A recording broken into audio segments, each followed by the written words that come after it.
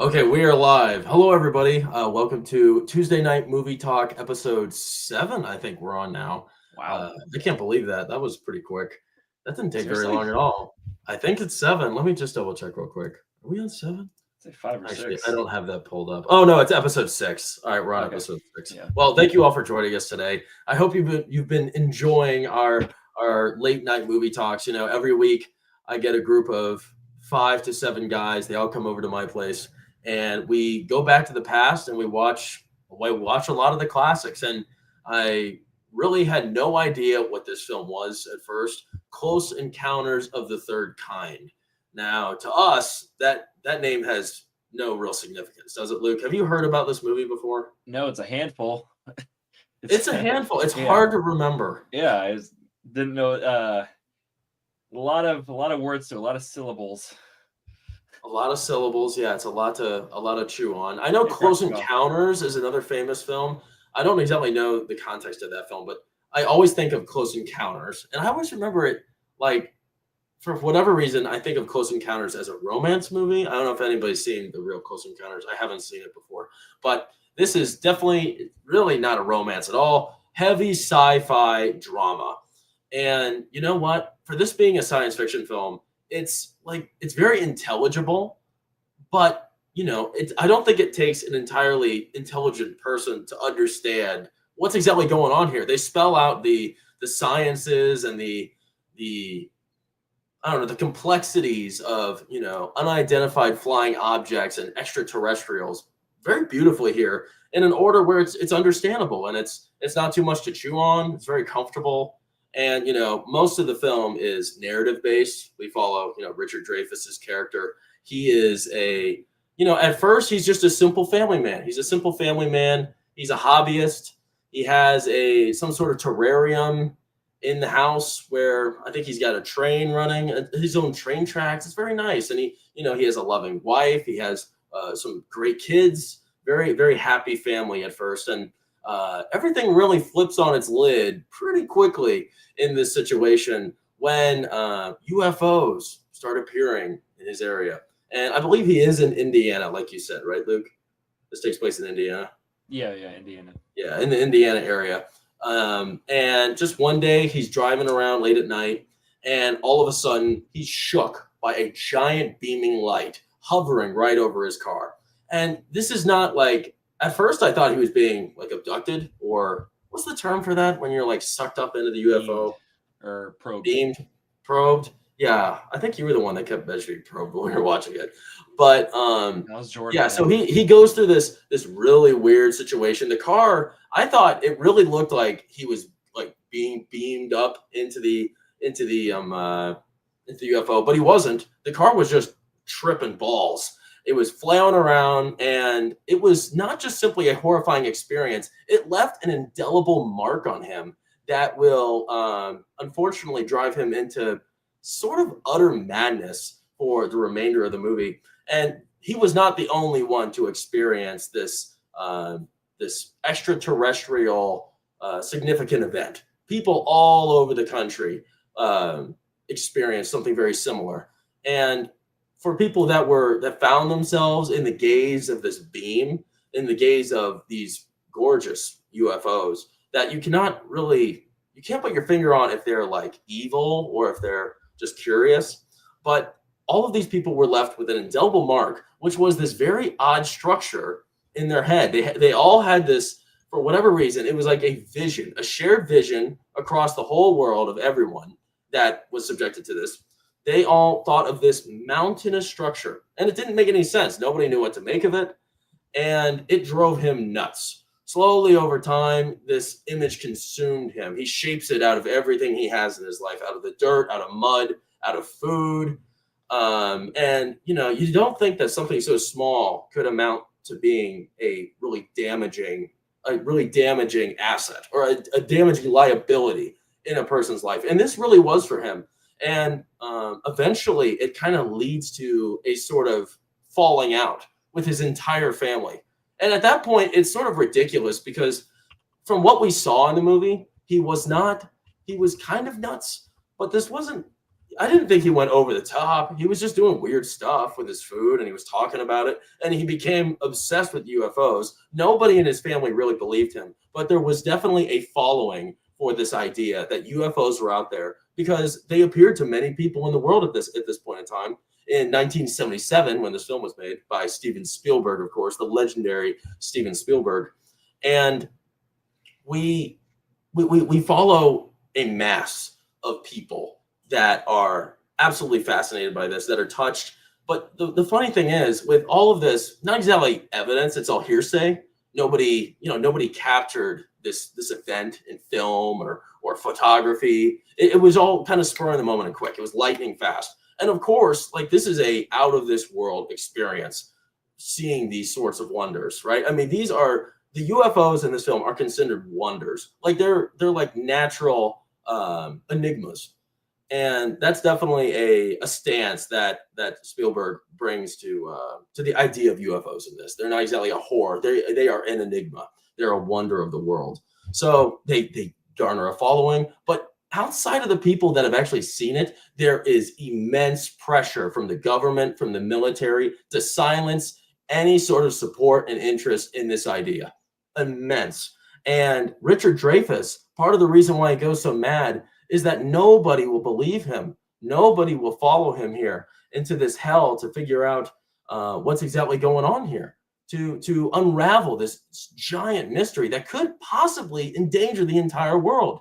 And the government's just hiding everything. The military gets involved, and everything gets really dirty about three-fourths of the way through, where the government starts to meddle a little too deeply with this conflict that has arisen from this. So I don't want to give away too much, especially initially, because I think by the end of this, you might find that we would like to encourage you to watch this, but you might want to just stay tuned to figure that out.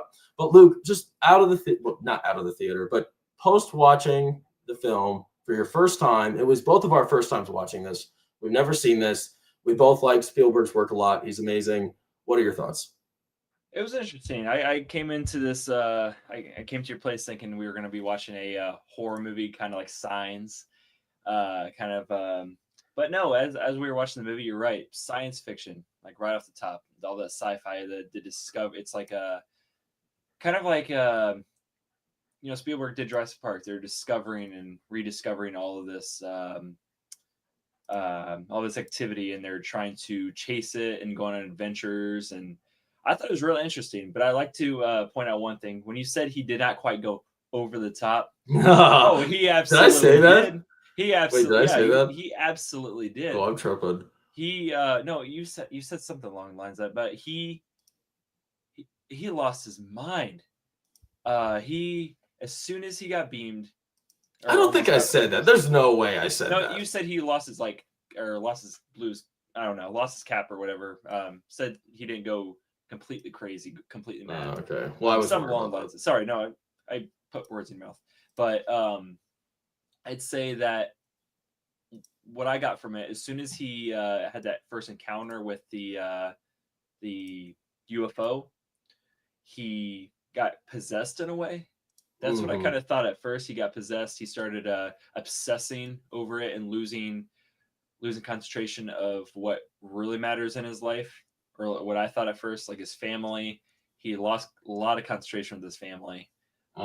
Started becoming senile in their eyes, at least. He's senile. Like, yeah. I mean, you're losing his mind. Losing his mind, forgetting what's important. He, that one scene when he began to throw all of his ingredients for that sculpture into his house, that was just losing his mind. That made no sense at all. He broke the window, got completely filthy, let all those ducks or geese. Oh yeah, of course. His neighbors, the pet. That was just insane to me. But I'm kind of going off track right now. But I really enjoyed the movie. He completely got consumed by his job towards the end. I didn't really think he was an electrician. I think he was like just a researcher. He researched this type of stuff. That's what I kind of got from it. He completely got consumed from his personal life to his work. and that's what happens when you really love your job, I guess. I don't know. That's what I got from it. Yeah, I know he was kind of like, he loved his family, he cared for them, and they loved him, and the children they loved him too, and it was clear, like Yeah. something that was sort of endearing about this film was a subtle addition, a subtle element that kind of showed that his children really cared about him. One of his younger sons, he cried for him, seeing him unravel, and it was like we were all questioning like, why is he crying? It's like it seems like kind of an impractical thing for a child to do, to like to shed tears to see his father sort of lose himself. I mean, not until like 60% away the through 60% way through the film does he get to a point where it's like kind of concerning. But I think you kind of have to assume that more happened in the background. It wasn't really clear how much time passed in this movie. It could have been this is weeks long. This was months of him acting different and acting off. So it was endearing to see that his son cared about him in that way. But yeah, the family, one of the central probably one of the most, there's like three absolutely fascinating elements of this film. Starting with the first one, which I definitely want to talk about, is Richard Dreyfuss's character Roy descending into madness. This is one of the absolute highlights of the film. He is the main character in this, and other characters get screen time, but this is his movie, and he really does steal the show. Like Luke, you mentioned Jaws. I mean, he's definitely he's a memorable character in Jaws. For me, I like him better than this, and I think that's because we just see his character change so much. And what I respect about his character here, which I've mentioned to you before, Luke, is that what? Once he has his mind set on something, he goes all in with absolutely no ifs, ands, or buts. And that's something that's also beautiful about this movie. Yeah. Is he sets out to do something and he goes all the way there, no matter what happens. Down. No backing He doesn't down. back down. He doesn't back down. And it's it's funny talking about madness, because I feel like so many of the movies we've watched for these movie reviews have involved a character that descends into madness. Like I feel like I'm just talking about The Shining all over again with Jack Torrance, because I was just saying madness over and over again. And yet again, it's the truth for this film.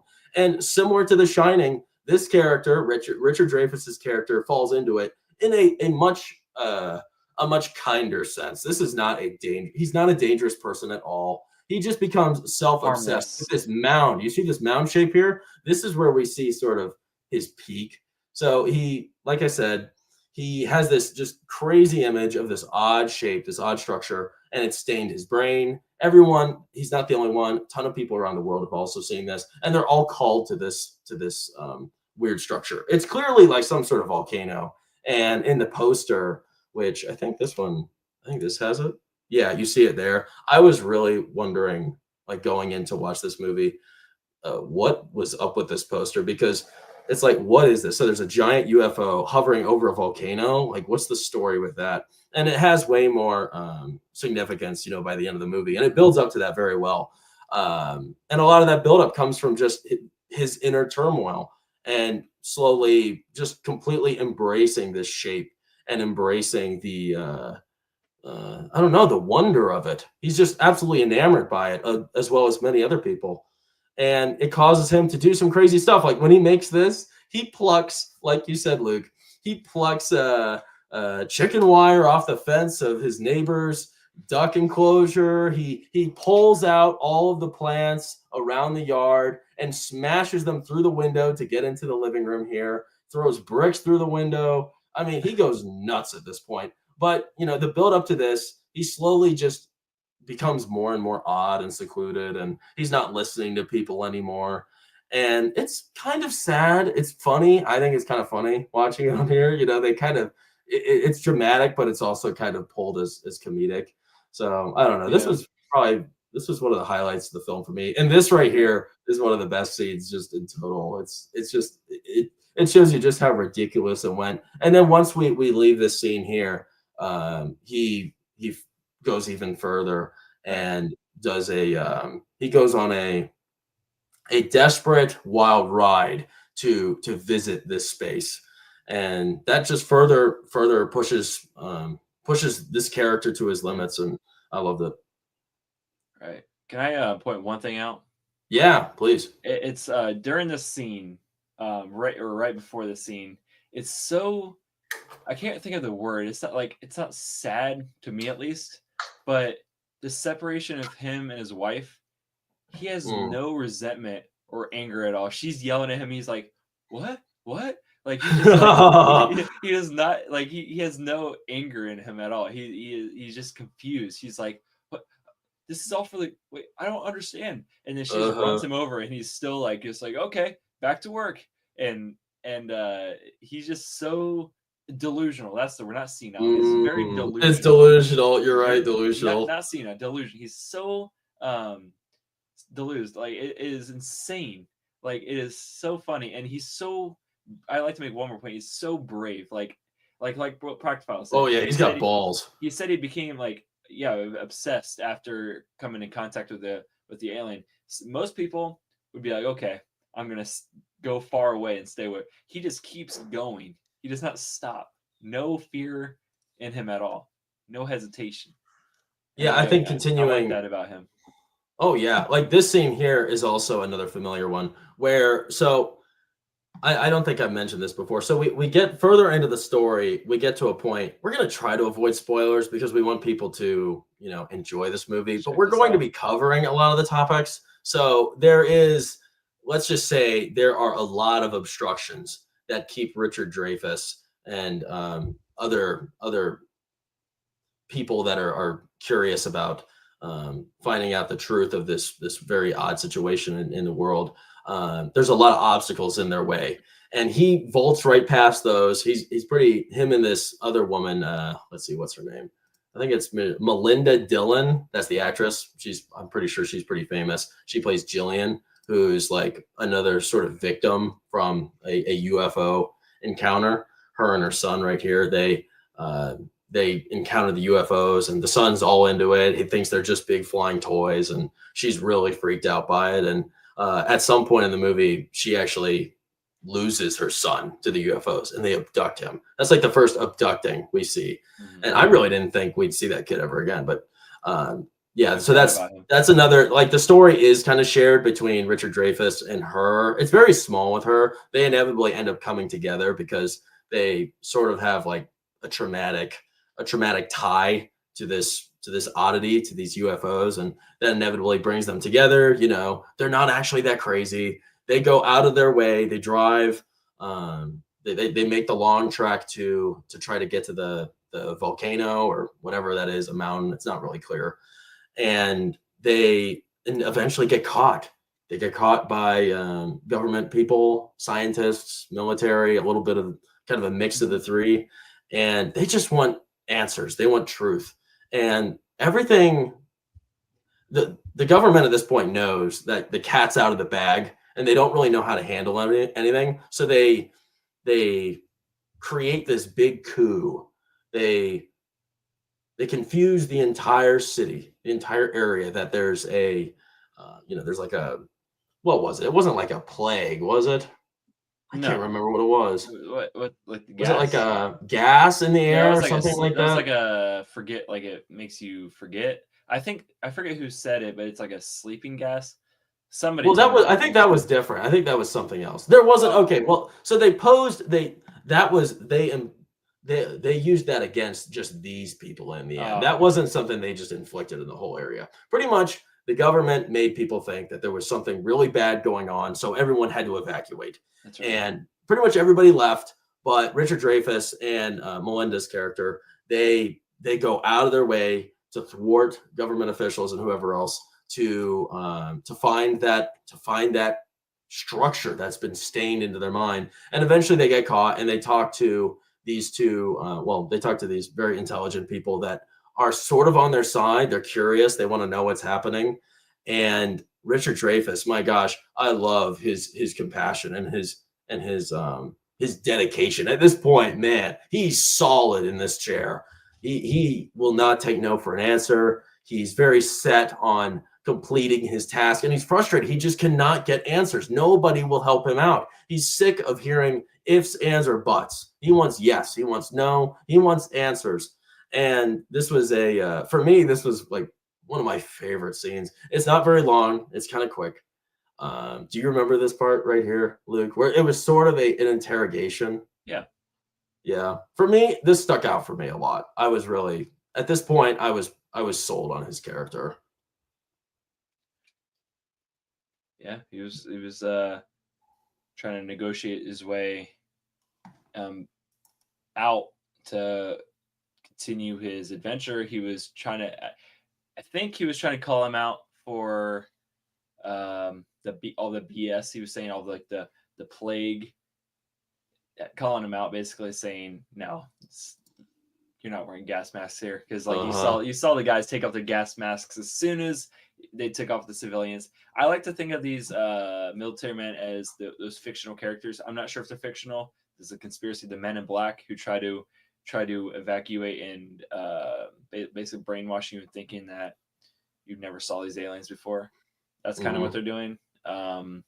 So they're trying to just make up a bunch of excuses to keep them away from the truth. And I don't know if we're going to dig into the truth yet. Are we? Well, I want to talk about. I think I'd like to maybe discuss a little bit what you believe is like the meaning of this odd abstract shape. Like, why do you think? What do you think the purpose of that was? Because even by the end of the movie, the purpose. I guess it kind of makes sense why he had that in his head. Was it that the aliens, they had a purpose for them all meeting there? Yeah, the purpose is that he was so intrigued about what could be inside of it, or what what's around it, or what's on the other side of it. He knew there was something significant about it. So that's you're right. It's like that was something like so exciting about the movie, was like him obsessing over the shape. And it's like, unless you read about it, and even after watching it, it's not entirely clear. It's not entirely clear what exactly went down at this place. But it is just full of wonder, and it's a great mystery trying to unravel what this shape is. And that's something that you just don't really see much anymore. It's like just a subtle, mysterious note that keeps you interested. And that's what this film does expertly. It finds ways to just pique your curiosities. And I didn't really think, I guess, Steven Spielberg, that's what he does best, right? I mean, he's able to hint and give you just little tastes of the pie, and you want the whole thing. And by the end of the film, you get a pretty good taste of what this is, and it's easier to understand when you're finished, but it's still kind of up in the air. I think he leaves a lot for you, for the audience to interpret on your own. Sorry, I'm trying to figure out what that thing is. Yeah, I think it is like a landmark. It is a place. I think, is it in Wyoming? Oh, they traveled for that? I was thinking like Arizona or something. Or I don't remember. I remember Wyoming. It's in my head, but maybe so. I don't know. Why don't we talk about the UFOs, Luke? Because this is something that like he does. In my opinion, I'll start with my opinion. I loved the UFOs in this. They were so clever and exciting and different. They weren't just flying saucers in the sky. They were they were really almost like angels. I felt they were like angels in the sky, beautiful, bright, and mystical. They didn't move. I mean, they moved so, it was so foreign and odd, and you couldn't tell. Like, they kind of built them up as if they were an antagonist, because Melinda's son here, he did get abducted by one. So it's like, okay, these things must be pretty bad, so I don't know. But other than that, they weren't like causing any harm. They weren't hurting anybody. That was like the only person we knew was abducted, which was awful, of course. But we didn't really understand what their purpose was. And really, by the end, we get a better taste of it, but yet still some is up in the air. I love the UFOs, and they eventually do reveal some aliens, which we'll talk about later. But they they cleverly explore the I don't know, the life of the UFO and the communication, the habits of the alien people. And it's done very well. You know, the scientists and the I don't know who else you'd call them, but the intelligent people involved in the government, they did some deep investigating and they learned that they communicate through these sounds, these like musical notes. And you know, later towards the film, we see them communicate with the UFOs. And it's very clever. It's fun, it's interesting. And I thought it was almost like endearing, which was odd watching people that were just curious and like they didn't have bad intentions, which was kind of nice. Like I feel like in so many alien movies, it's like, you know, we want to kill aliens or, you know, they want to, they're concerned about them being issues. I don't feel like the government like tracked them as an issue in this. I felt like they were the people involved, the scientists and the military people were just kind of curious. They wanted to know what was up. They weren't trying to bring these guys down or anything. And other than you know what happened to the Melinda's son, they didn't really seem like they were antagonists at all. But what did you think, Luke?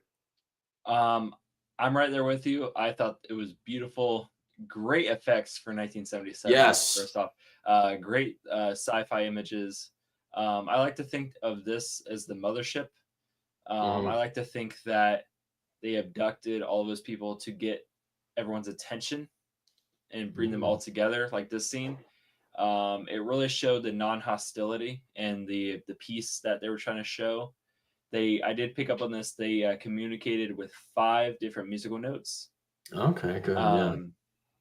And that is their way of showing their peace and letting everyone know that they are not gonna they or them, like I'm not sure how many there are. They're just or those I worded that wrong. Nice. Pronouns. No, I used those many.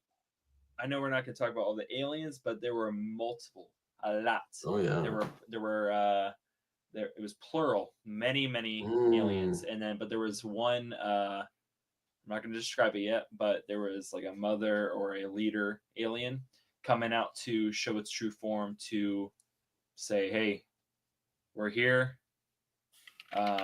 We showed you no harm, minus stealing a lot of your loved ones, but they're back now." Yeah, so minus they that, returned forget them. that. They returned them. But yeah, I feel like, long story short, I feel like they abducted these guys to gain their curiosity, get them to chase them, so that they can see this show that they gave them on the end. Yeah, you know, I mean, it was like the aliens themselves and their appearance, their presence in the world was almost like a work of art. Every time they appeared, everything just glowed vibrant, beautiful oranges, reds, blues, and purples. It became like, and in those elements, when the UFOs were around and they were prowling over, you know, Melinda and her son, or Roy, Richard Dreyfuss's character, it was like those were like the horrifying elements because you really didn't know what was going to happen. And but you also had like there was like a settling feeling that they were just there to watch, just to study them. But you know, you didn't really know, and it kept you on your toes and it kept you intrigued. At least it did for me. And I don't know, I thought it was very clever, especially when we get to the aliens. I got to bring up a picture of some aliens here because the aliens, oh my gosh, I felt like it was it was a very mystical, beautiful reveal of these aliens. They don't even show you very much, but it's gentle and it's kind, which are like really odd terms to describe aliens with. But I immediately like fell in love with these like fictional enigmas. This is a very blurry picture, but they revealed like quite a few different versions of them in here, and they don't say anything, but they kind of move with like a sort of love and interest, and they are clearly just here to hang out. They're just very curious people or things. I don't know what you want to call them. Looks And great for that time. they're kind of and they looked good. They looked good, didn't they, Luke? Yeah, they looked. I mean, great. I mean, there was nothing wrong with them. They didn't look The CGI was there. They didn't look cheesy or like No, it wasn't cheesy at all. No, That's a good point. It was good. I liked it. That's a good, yeah. I mean, this movie, it could borderline, it would be easy for this movie to fall into the cheesy section, right? I mean, it's sci-fi, aliens, UFOs, hysteria, but it's not. I don't think there's a single element about this whole movie that's cheesy to me. I felt that it was real authentic. It was an authentic drama that really just took you on a wild ride. I mean, it was a crazy wild log ride, down a ravine, hitting lots of bumps, splashing into the water and such. It's pretty crazy. Yeah. It's not. It captures your attention. It's not boring. And something that complements it so well is John Williams' score. When people, Luke, I had a little bit of a moment with the boys tonight. I said, for movie night, you can talk, you can make your comments when we're watching the movie, but it's like you just can't talk all the time. And I was really I was more upset today that people were talking over the movie because John Williams' score is so powerful in this, and I wanted to hear those silent moments where he just gives you the music, and he rocks your heartstrings, because that's what he does in this. It's a beautiful score, and you just feel every waking emotion from each one of these characters. And when it's sad, it's really sad. Yeah. When it's happy, it's really happy. He just lifts you up and he brings you down, and that's it's a highlight of everything Spielberg does, because he has John Williams work with like every single one of his titles. So that you're definitely in for a treat there. Yeah, just get some duct tape next time. That's right, duct tape. It's really just people behind us, man. Yeah, well, I don't we all talk. There's nothing wrong with talking, but it's like gotta watch the movie too, guys. I think we had it up on 80 at one point. Yeah. Okay, well let's take a quick break. Wyoming, just to say real quick. It was Wyoming. Okay, it was the Devil's Tower. That's what it's called, and it was in Black Hills in the northeastern Wyoming. Look at that, cool. Yeah, let's talk to the chat real quick. Thank you all for joining us today. We appreciate you. We got Proctophile at the top of the hour. Good evening, boys. Hey, buddy. How's everyone doing tonight? I didn't ask you that, Luke. How are you doing? I'm great. Very very happy to be here talking about this movie. Yeah, me too. I'm excited. I'm glad we're talking about it. You guys look up what that title means. Yeah, I've been meaning to do that. Did you look it up? Yeah, I looked it up. Just basically Close Encounters. Like they obviously got close. And the third kind refers to the aliens. Like they're like the third. Oh, like the third. Okay. That's what I got from it. It gave a different description. Oh, Cass Styles. Hey guys, good evening. Oh, Cassie's happy. Hey, Cassie. Let's see. Proctophile. The UFO reminds me so much of Batteries Not Included. You guys ever watch that, Jim? No. Man, Proctophile, so many movies we don't know. You're so cultured. He's so cultured. I'm glad you know what this is. Boring days aren't ideal, but they're not too terrible. Dude came in direct contact with an alien. Wouldn't you guys be obsessed after that? Yes, I kind of understand. When Luke said like he went too far with it, he kind of does. I mean, he leaves his family in the end. He completely abandons them and goes all in on this idea to this point here. Wink, wink. But you know what? As awful as that was, I do respect that he just went all in. Yeah. Can I get one more thing out really quick? Yes, please. I like when right after he has that first encounter and you think he's being probed, I like how they make the audience think that it was just a helicopter afterwards. Yes, good point. That's what I was about to say. I was about to say, wait, wasn't that? But then the sunburn makes you realize, no, that was actually the UFO. Yeah, so let's talk about that real quick. Sorry to No, that's good. I like that. So yeah, there's this big, of course, just out of nowhere, everybody starts encountering these insane UFOs, word spreading like a wildfire, and the government does something pretty clever. A bunch of people gather together and they have some sort of like premonition or idea that the UFOs are coming out at this night. They all gather together outside. They have their telescopes. And outside, in the distance, we see 3 bright lights oh my gosh, it's beautiful. They're coming. Oh, it's them. But it's the helicopters. And they tricked these guys. And it was like such a subtle little nod to show that the government or whoever, it was definitely the government or the military or something. They just had those helicopters there to fool them, to make them think that what they saw initially wasn't true. And some of them fell for it. But Richard Dreyfuss was like, this is BS. This is BS. And I am even more on fire for this now. And he was really, I mean, he stood out alone. His family didn't believe him.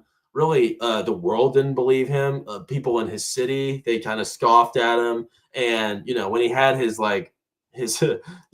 somewhat embarrassing incident here, the entire neighborhood was watching him unravel. And nobody believed him. They thought he was nuts. So, yeah, kind of sad. In Practiphile, he just explained the true meaning for the what is it? Close Encounters. The third kind is being in contact with an alien. The first encounter is seeing them. Second is physical evidence. Third is contact with. Fourth is being abducted by aliens. And yeah, there you go. Yeah. Okay. Yeah. 5 kinds. First is seeing. Second is physical evidence. The third is contact with. Fourth is being abducted by aliens. Oh crap! That's cool.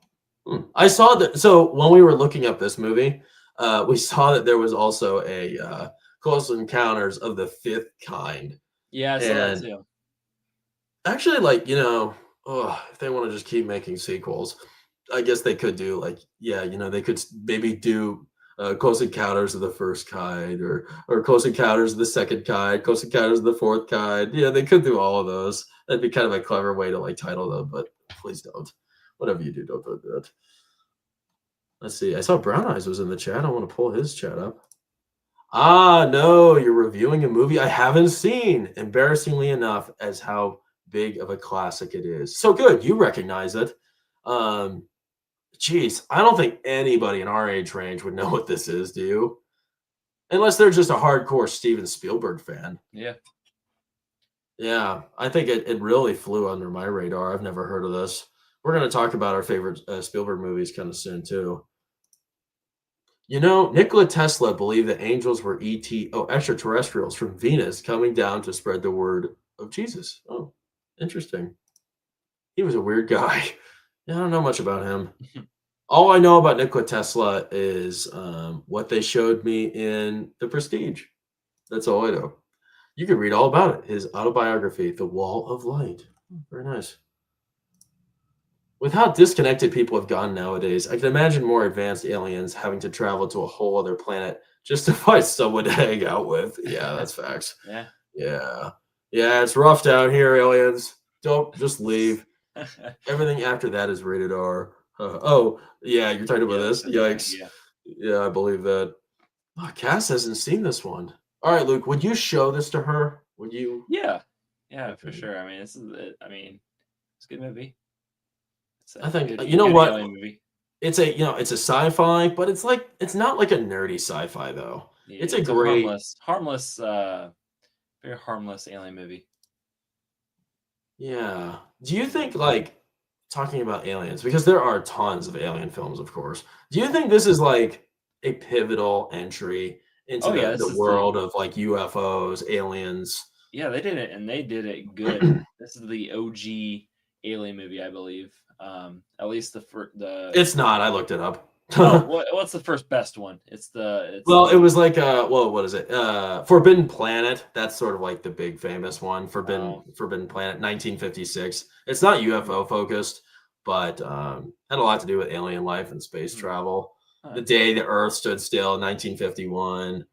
Earth versus the Flying Saucers. I've heard of that one before. 1956. Invaders from Mars, 1953. But who knows any of these? I mean, Forbidden Planet, I've heard that one. The Day the Earth Stood Still, I've heard that. And I haven't really heard these other ones. But yeah, I guess for me, thinking about it, I think just being able to give you to pose a captivating, grounded take of something so out of this world that we can't really comprehend is quite commendable. Because this is a very grounded film, and it's understandable. Like we said, it's grounded, it's understandable, and it's grounded in logic, even though not everything is still like completely understandable with these aliens and how these UFOs work, because they are much faster than any vehicles we have here, and there's still a lot of questions that aren't answered. But it's a lot of it's just narrative based on Richard Dreyfuss and Melinda's character, and for me that worked. But there's also a sciencey side with the scientists, and with more intelligent people, or I guess more educated. So there's a difference, but more educated people involved with the story. You see their side of it, and it's understandable. It's not too complicated, and learning how the UFOs communicate, what figuring out what their intentions are, the science behind it. It was interesting. It wasn't too much to chew on, and like an odd thought I had about the movie while we watched it was this felt like to me it was like Star Wars on Earth. I don't now it was like it has the same sort of vibe and the same sort of tone that the original trilogy has. I feel like, and it's kind of hard to like sum up why that is, but when I was watching this, I felt like I was watching a George Lucas film. And Steven Spielberg and George Lucas, their styles are pretty similar. And that's something that's great about Spielberg. Obviously, you watch the Indiana Jones films; they're pretty similar to the Star Wars movies, clearly. But this kind of brought that tone. It was sort of narrative based, hopeful, wondrous, and optimistic. There was a lot to see. There's a lot to experience left in the world, that join this wild ride and experience it with these characters that are just as eager to understand it as you are. So for me, I make that sort of correlation, and for me that makes this film special. Yeah. Yeah. Let's see, why don't we talk about something else fun? So we're talking about Spielberg. Luke, you are familiar with some of Spielberg's work. I'm going to pull up, this is kind of a bad picture, but this is, I thought I had another one. I'll pull up this one for No, now. that's fine. Spielberg, of course, iconic movie director, been doing this for so long. My gosh, I mean, just look at these titles. All the Indiana Jones movies, Jaws, Jurassic Park, Saving Private Ryan, Hook, Adventures of Tintin. Hey, Gord King. Let's see. Oh, Gord King's here. What's up, Gord King? Just too many classics to name. And you know what? He just had a newer one that came out called The Fabelmans. I never saw that. I feel bad I didn't see it. He also did another one, West Side Story, which unfortunately propped up Rachel Zegler as an actress, which is why she's like the shit now. Was because of that movie, and obviously that's backfiring her now, on her now. But where do you think this movie pairs against all of his other classics here? E.T. I didn't mention E.T., of course. E.T. came after this as well. This was before E.T. I believe E.T. came out in 82. 82. Yep. Yeah, this was 77. E.T. was 82. So what are your thoughts, Luke? Where does this match up against his plethora of films? Schindler's List? I'd say Jaws is a good one. I'm not just saying this because that's I'm most familiar with that movie of Spielberg's. But I feel like Jaws, because they all find this so-called antagonist, and they're all like discussing like, oh, what's going on? Like they're all flabbergasted and shocked of what's been happening to the community, and they have guys. It's ironically, it's the same guy who goes after that said antagonist. And Jaws, obviously, going after Jaws, they go on the boat and they go out to sea to try to stop it. And then, in this movie, they travel to the mountain, power through the guards and everything, the army, and they climb up the mountain to try to stop it. I feel like it relates to that, because all in the end, they, minus blowing the antagonist up, they just come in peace with it in this movie. So, and Jurassic Park, it's a good discovery/rediscovery type deal. I like those two movies. Those are the two I'm most familiar with. Have you seen Schindler's List? No. Oh my gosh, I'm obsessed with that right now. I love Schindler's List. Yeah. Some of my favorites of all time. I think it's now my 6th favorite movie of all time. I don't think it could pierce my top 5, but I think it's number 6 with confidence.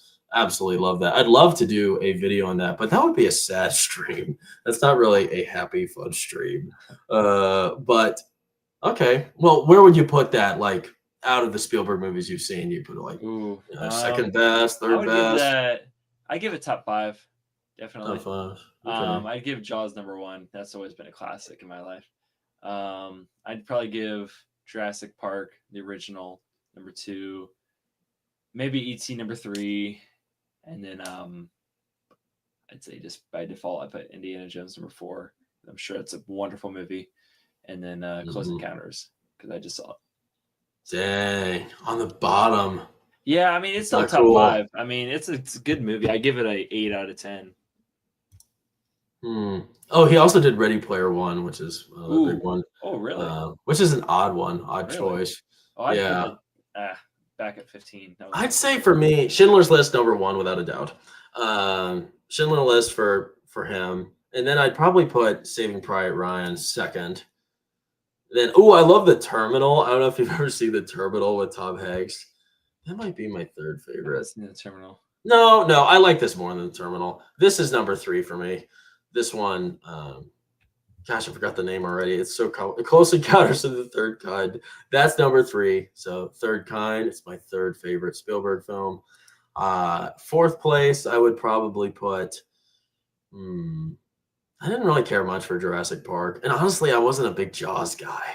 Really? Yeah, I don't know what it was. I couldn't do it. Oh man. I like the captain. Not a big shark fan? I like the captain. I liked all those main characters. The main characters were great. And Richard Dreyfuss was awesome in it too. He's just kind of, I like how quirky he is and wacky. Just only watched the original. Just watched the original. Never watched the. Oh, yeah, I didn't watch. I thought isn't Jaws 2 good? Jaws 2 is the worst one out of all. 2 or 3. I was definitely off. Yeah, the second one, you don't see anything. There's no action. You're mean, Gord King. Not a Jaws or Jurassic Park guy. In other words, not a guy. Yeah. Speaking of Gordon King, what kind of steak are you eating?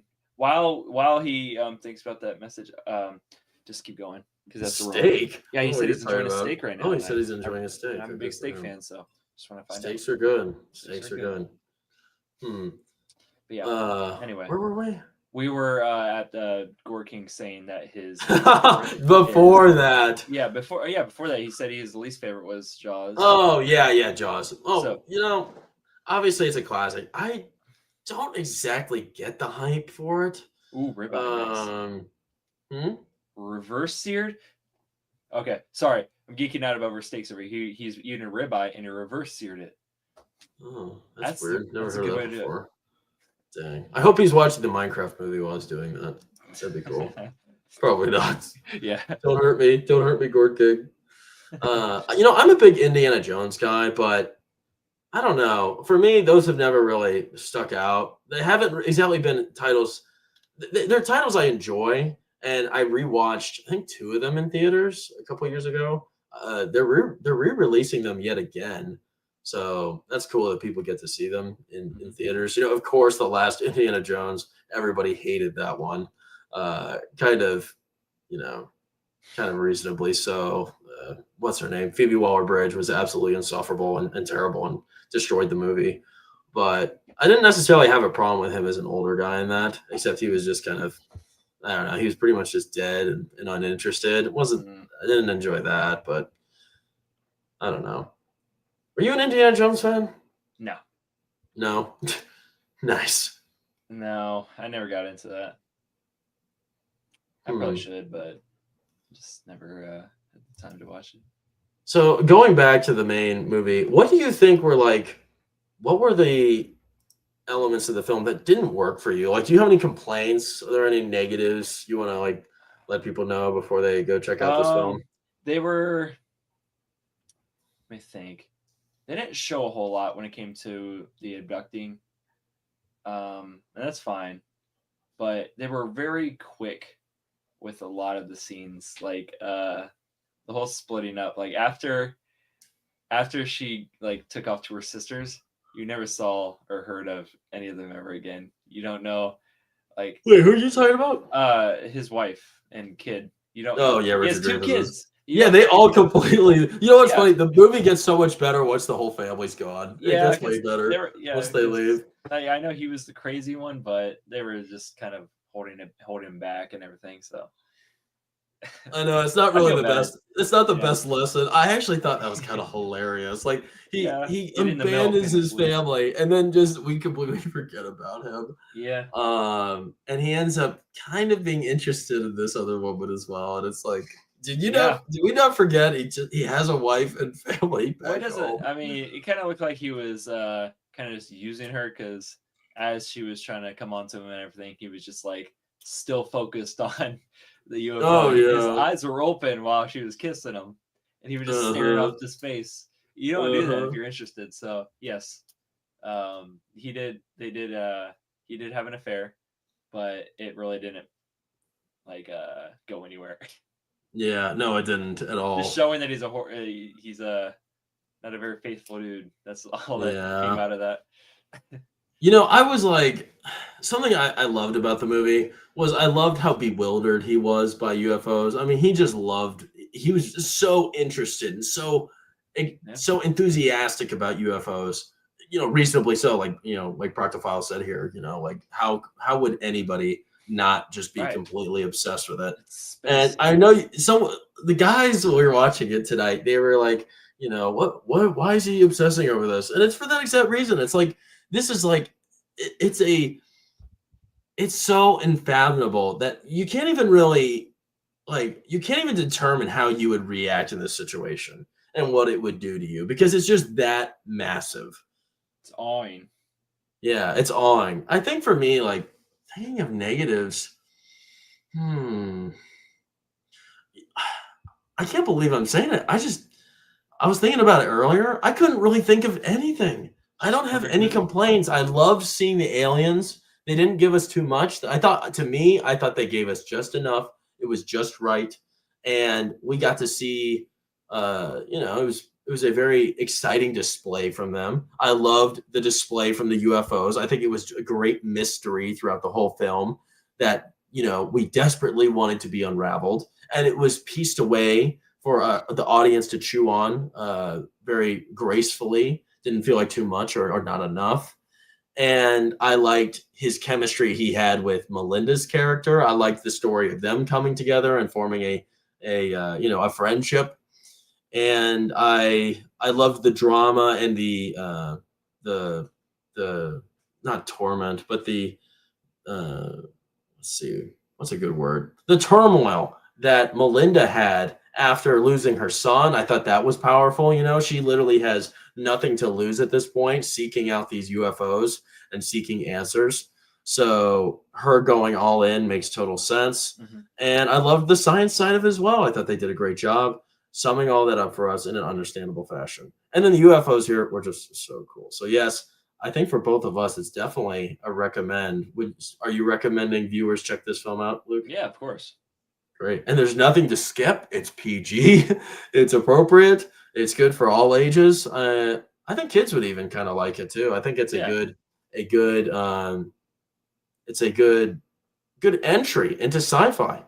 Great entry into sci-fi, just like Star Wars, in my opinion. If you want to give them a more earthly tone, then start here. Start with this film. So I think before we wrap up, we're going to cover some chats real quick. But before we talk to the chats, please, if you enjoyed listening to what we had to say today, please make sure to give us a thumbs up and subscribe to the channels. We greatly appreciate it.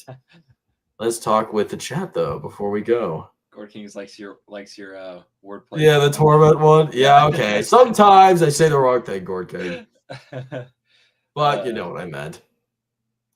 You know what? I like films that are kind of tragic. I like deep, like heart wrenching movies. I love Schindler's List. It's one of my favorite films of all time now. And I don't know what it is. I don't know what I like about the just intense drama and intent. I like the turmoil. I don't know what it is. I'm just captivated by it. And I think I'm moved. And I think there's the positive protagonist characters um, that are able to beat the just unending evils of the world through these terrible situations really inspire me. I think that's why I'm so into it. And Melinda's character, despite the horror she goes through in this, she inspires me to have that same sort of motivation for myself. Let's see, Proctophile. That comment about how mind-blowing such an encounter would be reminded me of Arrival, which is all about trying to communicate with aliens, if you missed it. I think that one's with Natalie Portman. Have you seen that one, Luke? I've heard of that one. I've never seen it, though. I haven't either. I don't like Natalie Portman very much. I don't. She was okay in Star Wars. It's not my thing. I've never liked her very much. Gord King. It's been a while since I watched this. Probably should give it another look. You should, man. It's a good one. It's fun.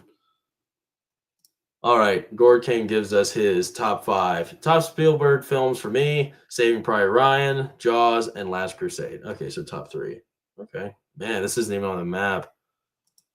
Not a Jaws or Jurassic Park guy. In other words, not a guy. Yep. I heard that. I didn't want to read that twice. Brown Eyes. Jaws is one of my all-time favorites. It just has the perfect blend of adventure but tension. That's a point for Brown Eyes right there. There you go. 1 point for Brown Eyes. All right. We like Brown Eyes. Yeah. I know you're watching Minecraft, Gord King. Watching Minecraft, I'm eating the steak, not trying to throw it up. No. Gord King. No, it would make it more pleasurable eating the steak if you're watching Minecraft. You'd laugh. You'd have a belly laugh. It's so funny, Gord King. Brown Eyes of Mandalore. Definitely check out Lucas's Young Indiana Jones. It's got great backstory and actors to Indiana. Yeah, there's so much.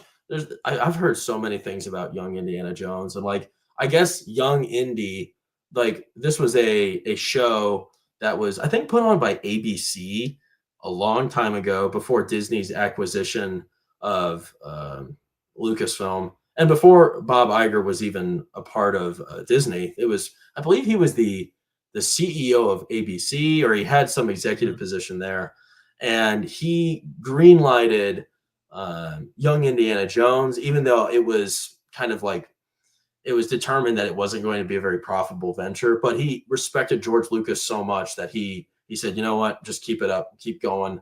We want to support you. And George Lucas really looked on him favorably because of that. And that was like an aiding reason why George Lucas sold to Bob Iger at Disney. And unfortunately, that little like good works go far sometimes, but this led to something truly terrible. I love The Torment, box office brawler. Yeah. Hey, here we go. We got a friend here, Marty Foos. We know you. Hey, man, good to see you.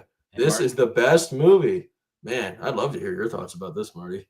You probably have a very intelligent, intellectual answer for us.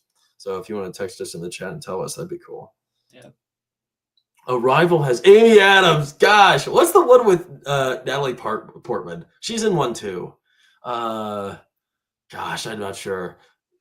Amy Adams, I remember now. I know what you're talking about. I know exactly. It's on the. Let me look it up real quick. Yeah, Natalie.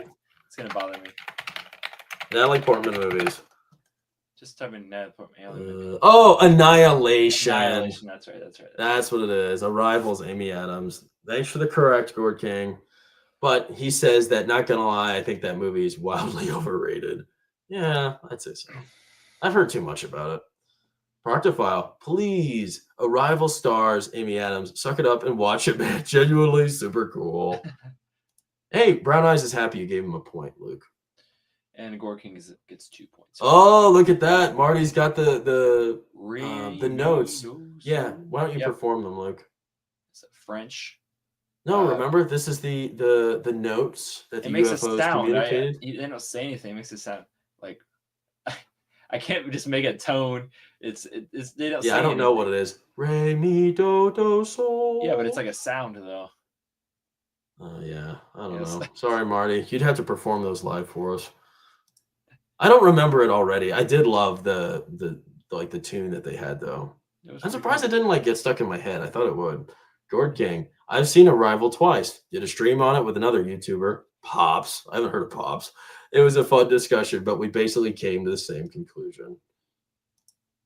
I'm always up for film discussion. Oh yeah, with Proctophile. Proctophile's cool. Lucas's deal with Bob Iger for Young Indy was literally making a deal with the devil. Hey, you know what, Brown Eyes? You do have a Disney character as your profile. Brown Eyes of Mandalore. That did come from Disney. even though it's Disney Prime, like this is something we Right. can enjoy that they did. Let's see. Oh, yep, and Gord King. Yep, he corrected me there. Gord King, I think it's the last chat of the night. Gord King, I like Annihilation, but it isn't a very good movie. I like it for the concept, the effects, and the music, but objectively, it's bad storytelling. And it has Natalie Portman, and it's like, I don't know. I don't get her. Are you a Natalie Portman fan, Luke? I liked her in Brothers. Have you seen that?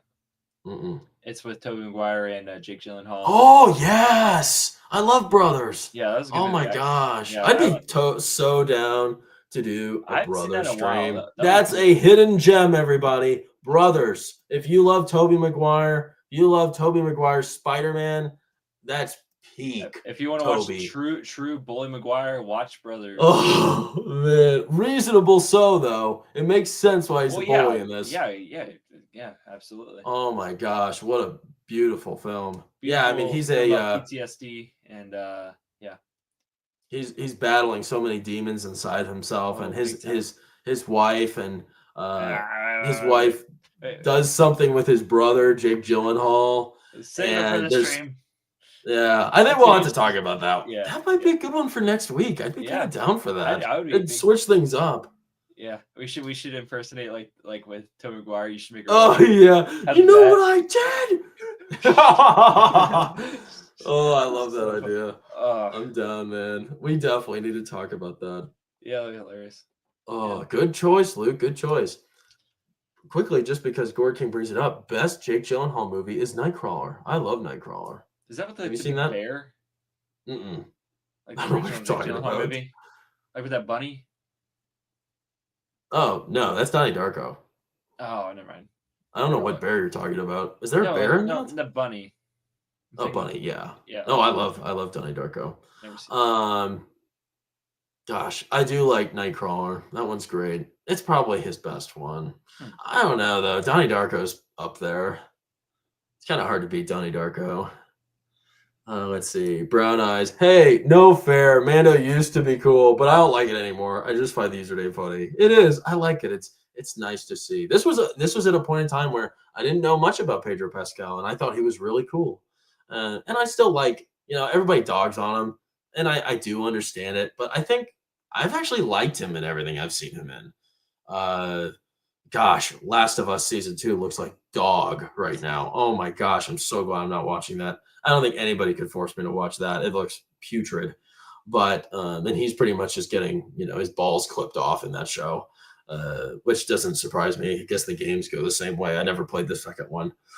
But yeah, went off on a little bit of tangent. Next week, batteries not included. Oh, Proctofile, I think we might be doing Brothers next week. Yeah. I wouldn't mind looking this one up though. I have no idea what that is.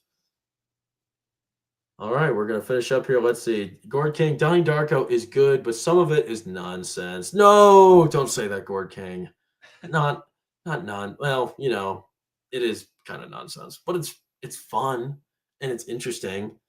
And I think if you there's so many videos that explain it so well, what's really going on, because it is confusing. I mean, it just kind of spirals out of control. There were so many elements that you didn't think would be, matching, or how did this, where did this storyline conclude? So I don't know. Nightcrawler is great from top to bottom. It really is though.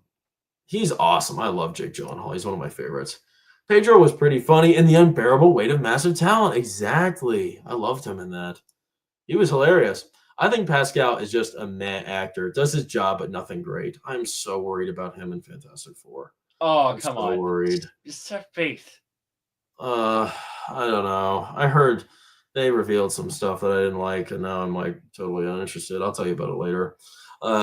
Let's see. Last chat of the night, Gord King finishing us up strong. I do really like Donnie Darko. Don't get me wrong, it's a really good movie. Pedro's just overexposed. He is absolutely overexposed. Let's just get some new actors in there. Why not get, Luke and me were talking about him, Brandon Sklenar. Awesome actor. I love him. I just watched him in Drop. If you haven't seen Drop, it's fun. It's a newer film, and it's a good, it's a good time. It's kind of edge of the seat thriller. about a date gone horribly wrong. I'll say Yeah, just that much. it sounds Watch the good. trailer. The It's way you fun. It's described a it fun film. Yeah. sounds But interesting. Brandon Scanar, he is the future of young men actors, and he should be taking these roles from Pedro Pascal. He really should. Or maybe Glenn Powell. I'm more into Brandon Scanar than Glenn Powell, though. I think Glenn Powell is mostly just a good-looking dude instead of like a deep actor. But we haven't given him that chance to be that. So, Luke, do you have any final thoughts about the movie before we call tonight? Let me check my notes. I think we covered it all. I think we did. I think we. My opinion of whether it was worth it for him to leave his family did change. At first, I was like, it was not really worth it. I mean, he's so delusional. And then once he put those suits on, put that suit on, and kind of joined the aliens to continue the adventure, I was like, oh, that's worth it. That was too cool. Because this relationship was already like in tatters, departing with his wife and everything. So he was already done. He already cheated on her. It was over. So not that it was a good thing. He already he already closed it by leaving, or she left, but he already closed it by cheating with her. Yeah, that was cool. And then I mean, I'd say that's worth it for him. So my opinion did change. That's a little just side note on that. Yeah. Yep. So we recommend everybody check it out and make sure to join us this Friday night. I gotta figure out the time. It's probably going to be. Let's see. So we're seeing the movie like a 5 p.m. showing. I think it's like 5:15. Oh wait, no, it's 5:30. I think it's 5. Yeah, we're going to be seeing Warfare. We're very excited. Luke and I are very excited to watch Warfare. Yep. The new Will Poulter film. Directed by Alex Garland, co-directed by the veteran who was present in this crazy battle that happened in Iraq back in the early 2000s. So join us for that. We're going to be reacting and reviewing that this Friday, probably 8:30 p.m. I'll post it soon. So stay tuned for that. But anyways, if you enjoy what we had to watch today, please make sure to give us a thumbs up and subscribe to both of our channels. Check out Luke's channel too. He does food reviews. He eats stuff. I don't do food reviews. I just do that on TikTok. Galliard. You just do that on TikTok. But on YouTube, I just play games. Maybe you should at this point. Maybe you should get into movie reviews, Luke. Because I mean, yeah. At this point, maybe so. Yeah, it'd be fun. You just gotta put me out there a little bit. Yeah, that's what we're doing here. That's what we're doing here. Yeah, but I have to first create a new channel because I'm not too much content on my other. That is a good point. Yeah, you kind of would have to do like a factory reset. Well, thank you all for joining us today. We had a lot of fun talking about this, and you know what? Check it out. You're gonna have a good time, and as always, we appreciate all the time you spend with us. We wish you well, and we'll see you soon.